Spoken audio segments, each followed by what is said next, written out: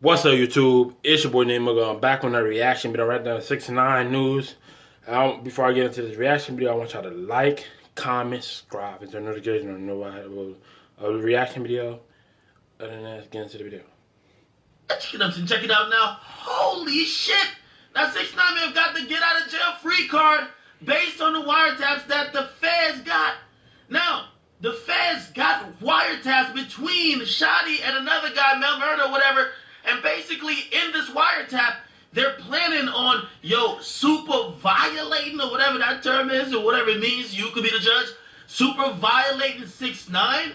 But in those messages, it also says 6ix9ine is not part of the gang, and somebody else basically says, well, he was never a part of the gang. Now, I'm going to tell you why this is very important.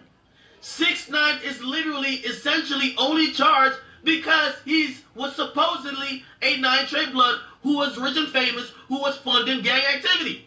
Now, if he could say, well, y'all have the other niggas saying I'm not part of the gang, and by the way, if you look through the transcripts, you see the other individual saying, that nigga's trying to separate himself from us.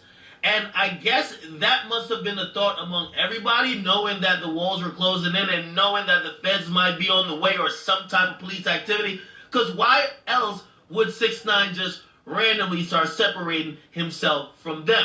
It's one thing just to fire people because they're stealing money and they're doing that.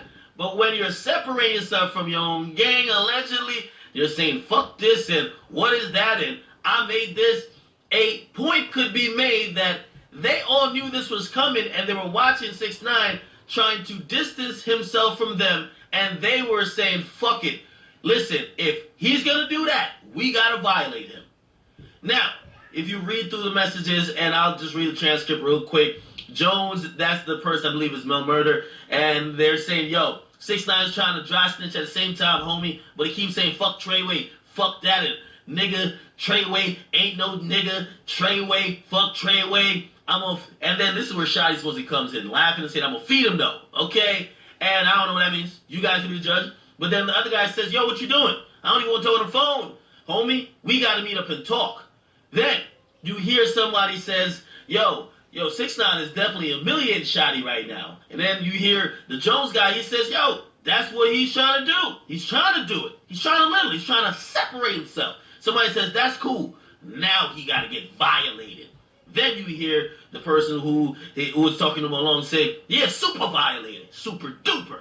And ain't no much you can really do unless you run around with 100 armed security all day. Somebody says he ain't got enough money for that. Then somebody else says that's a fact and he just cancels shows. Then somebody says, and he ain't a gang member no more. Nah, he ain't nothing. Then somebody says that's what Shotty needs to make sure he do. And he says, yes. Just tell that nigga he not a gang member no more. He kicked out the whip. He was never a gang member. Shotty needs to, expose him. Then that individual, whoever that individual is, and from what I'm hearing, that is the person where they first got the wiretap from. This is individual one. Who knows if this is somebody's cooperating? Who knows? Okay? But they're saying, and Shotty got to figure it out, but they got to violate 6ix9ine. Somebody says, yep. And then the other person says, and if 6ix9ine think he's going to be going to strip clubs, that type of shit, Shotty better get on his A game. Then the other person says they're going to be riding that nigga scrap. Shotty don't got nothing to lose no more. This all he have. And then somebody else says, well, he better get to violating and he better stalk 6ix9ine's every move. Now, damning wiretaps. It's basically almost showing a plot to harm or do something to 6ix9ine. And also, basically, it also says that 6ix9ine was never a gang member to begin with. Okay? Now, that helps 6ix9ine. He's a victim because people were trying to hurt him. And also, the same guys who is his co-defendants were saying he was never gang to begin with.